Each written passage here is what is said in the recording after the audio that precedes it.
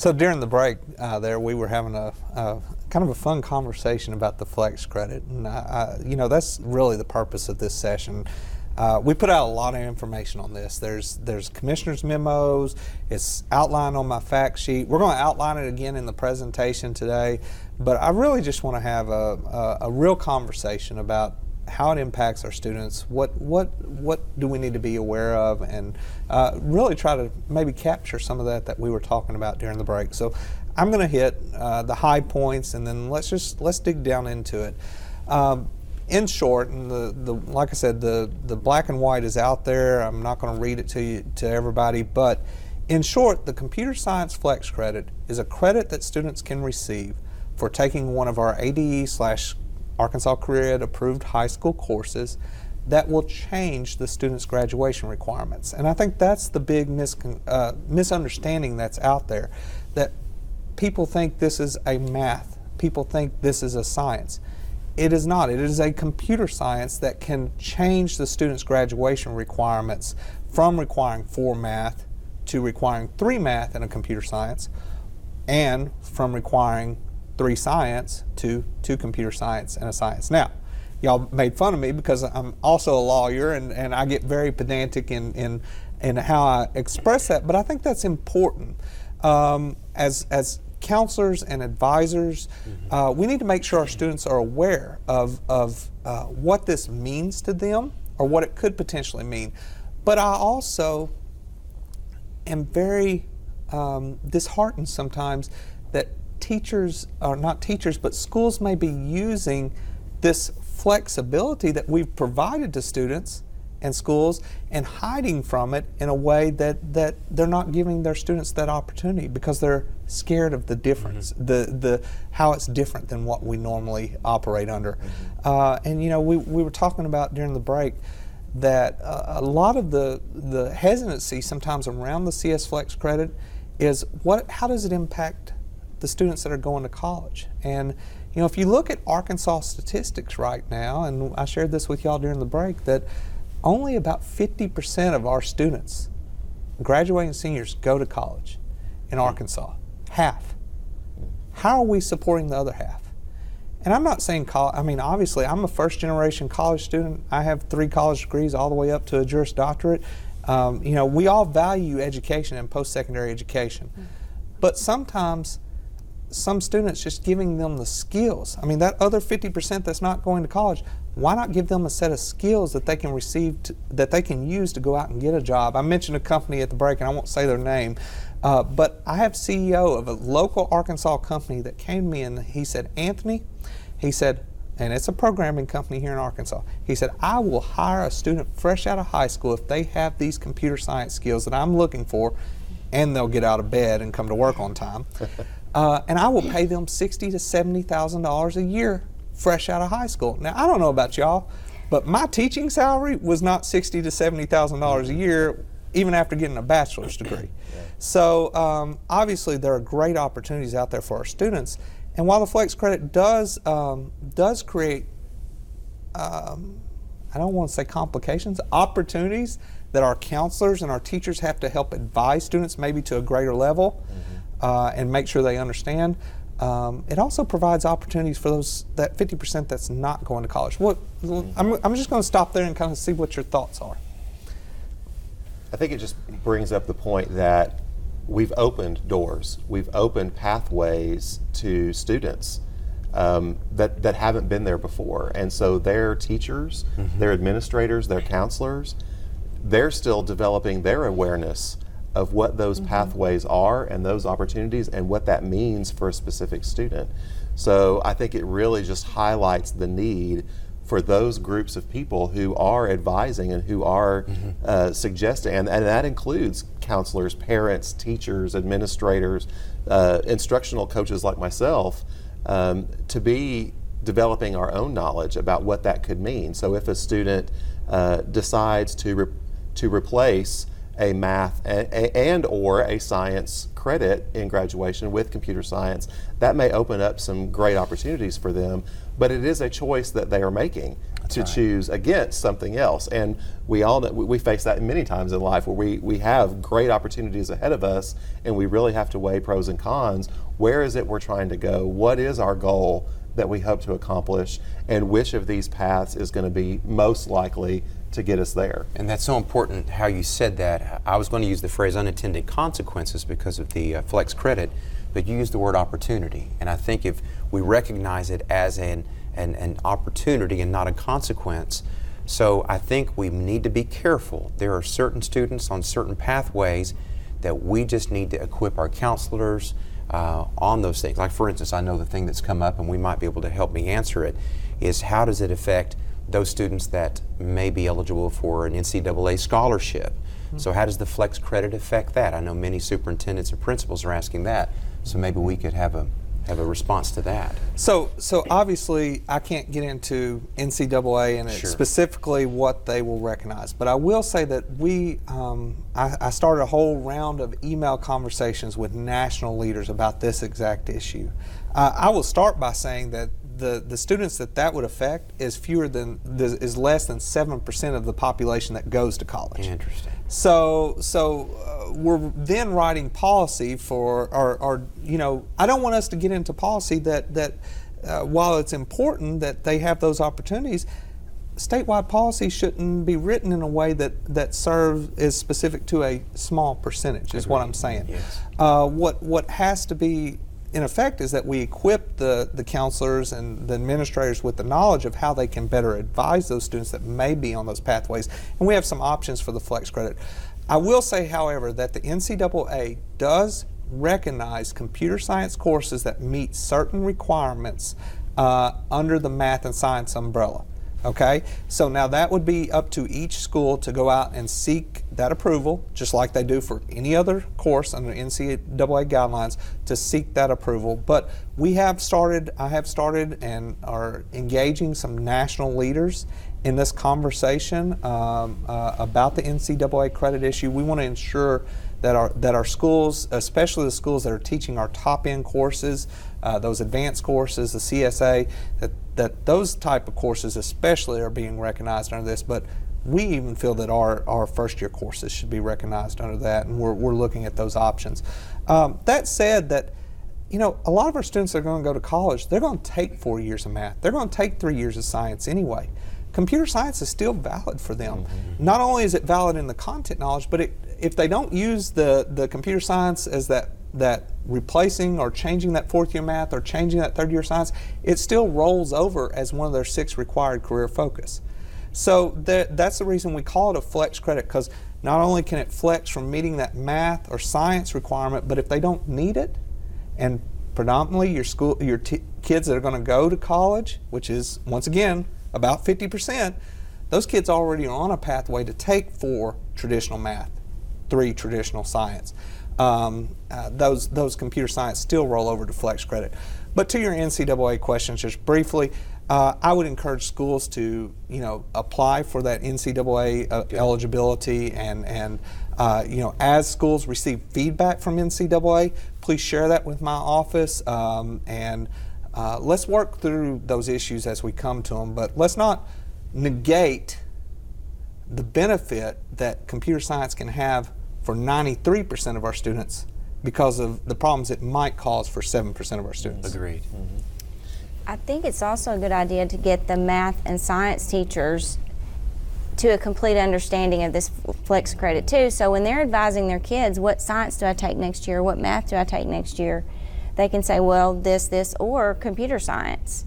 They can be part of that, building the computer science program and helping the individual child decide what's best for that child. Mm-hmm. Okay. Anthony, one question that I had as we were talking, was I correct in my understanding that flex credit, if a student has 2 computer science courses, that they could replace both one math and one science. Correct. So it's truly a flex credit. So a computer science, a student with 2 computer science flex credits, their graduation requirements might be 3 math in a computer science and 2 science in a computer science. Now those have to be 2 separate computer science classes. They can't take APCS principles and count it as their quote-unquote 4th year math and 3rd year science and career focus.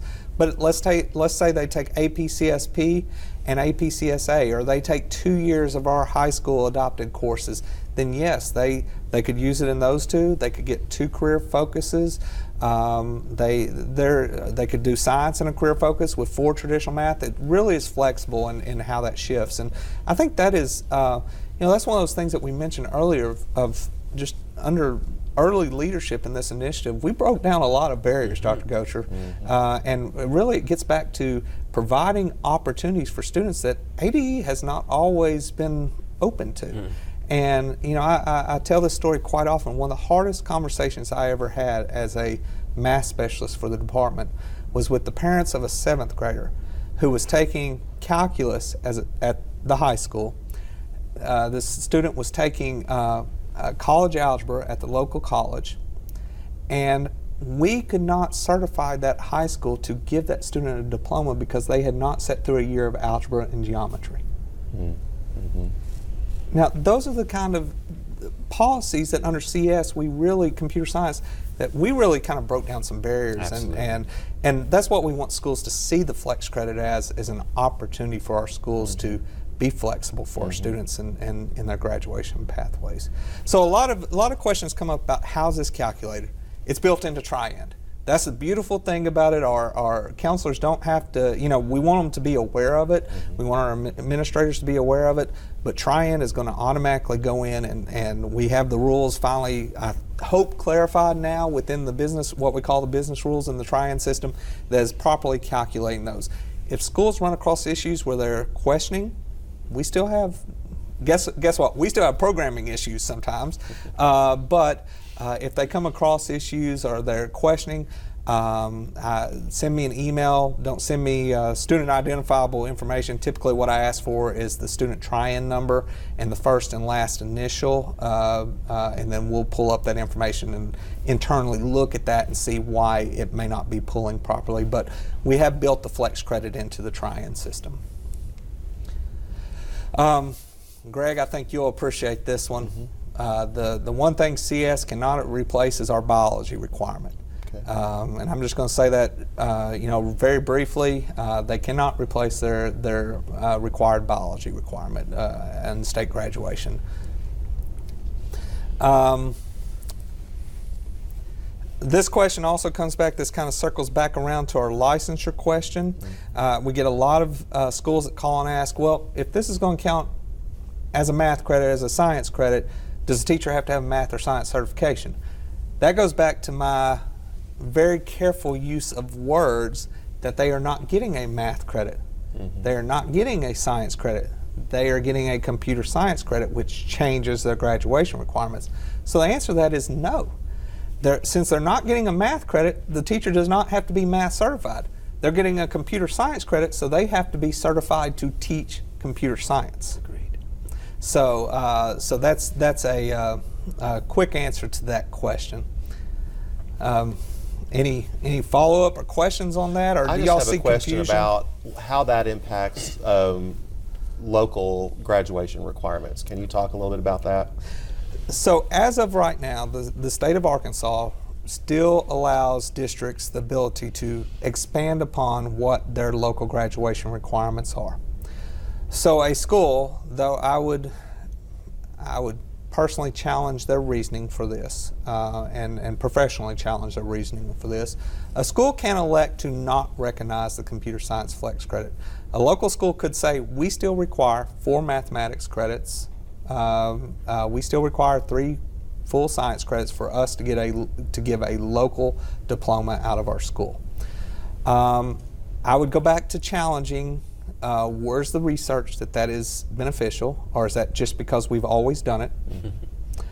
Which I think in lots of instances is the issue.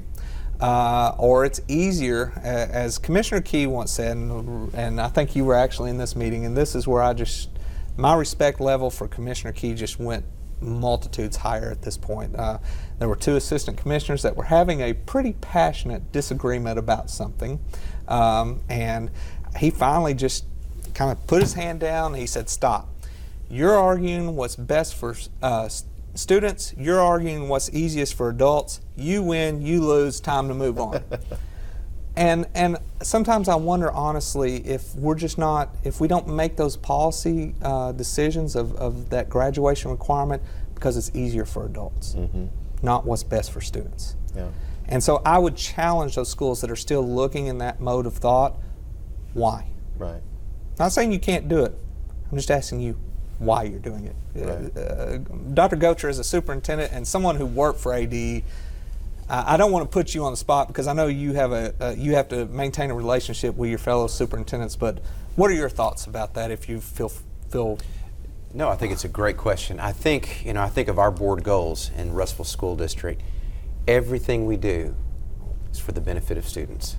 Yes, we want to benefit our community, have partnerships with our business partners, but everything we do has to be in the best interest of students. And so I think if we keep that as a filter, keep that as a part of our board goals, and I think that's always the right course. We have to think about how it impacts the teacher in the classroom, because going back to that third of our teachers leaving the profession in 5 years, I want to make sure that the teachers in the classrooms are feeling that support, but still our decisions ultimately, and for a school board and for a superintendent, we've got to use that as our main filter. So I hope that helps. Yeah.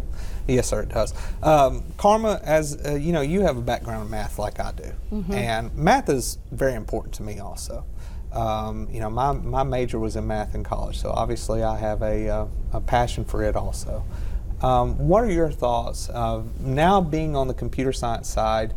What are your thoughts of a student who may not take that class that we typically see as beyond Algebra 2? What are your thoughts about a student replacing that with a computer science? What benefits do you see? What drawbacks do you see? And we may not have research that supports either side, so at this point I'm asking, what are your thoughts just as a math teacher who also teaches computer science? Yeah, initially as a math teacher I kind of want to go, no, they need 4 math credits. But now that I've taught computer science for a little while now, I see that there are a lot of similarities and that there are some kids that the computer science is going to take them further, and they may even spark their interest in another math or a science field or something else in the process of learning about computer science. Well, and I'll quickly use this anecdote that I use teaching mathematics at a high level. I ask groups of math teachers sometimes, how many of y'all learned how to calculate the area under a parabolic curve using Riemann sums? And Yeah. all of us that took calculus, we learned that. Whether we remember it or not, Right. we learned it. And then I ask, how many of y'all use it on a daily basis other than to teach other poor, unfortunate souls how to calculate the area under a parabolic curve using Riemann sums? Right. So why do we teach that? And the reason is that we're having higher level problems, more difficult problems that students have to engage with. They have to find entry points. They have to devise a solution, they have to implement a solution, and then they revise it afterward to see if it was efficient. Now, Karma, I'll ask you as a computer Exactly. science teacher, what are your students doing? Exactly those things, yes. So those higher level mathematics courses, I would argue that most of the concepts that we teach in calculus, the vast majority of our students are not going to use on a daily basis. But I will say that the problem-solving skills that are taught in calculus and the analytical thought processes that are taught in calculus are the same, if not similar, to those that we teach in computer science, and just as valuable, but also gives them a real-world context for those skills. Correct, yes. Okay. Greg, just real briefly on the science side, what are your thoughts?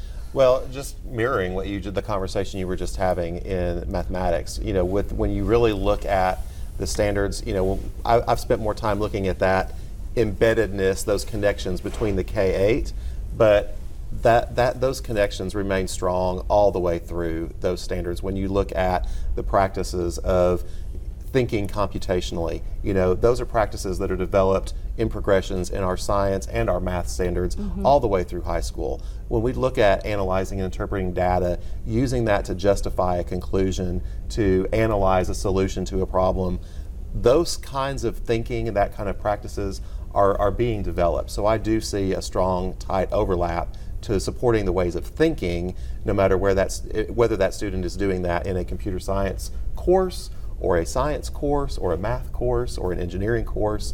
So many similar opportunities there to support their learning. The practices that he mentioned, yes, the math and the computer science, even the science, very similar. The problem solving, the collaboration, all of those things that are just cross-curricular that kids need to know. They're definitely prevalent in computer science as well. Great. Well, we're going to take a little break and come back. We'll talk about pathways involving computer science. But before we break, any last-minute challenges or suggestions? Knowing that the computer science flex credit is such a hot issue or issue in our state, do you have any last-minute thoughts or statements? I don't think so. Don't think so. I don't think so. I think we still have some communication to do, but I think this session will be a great addition to that communication piece that we're trying to roll out to our states. We'll be back shortly to discuss pathways involving computer science.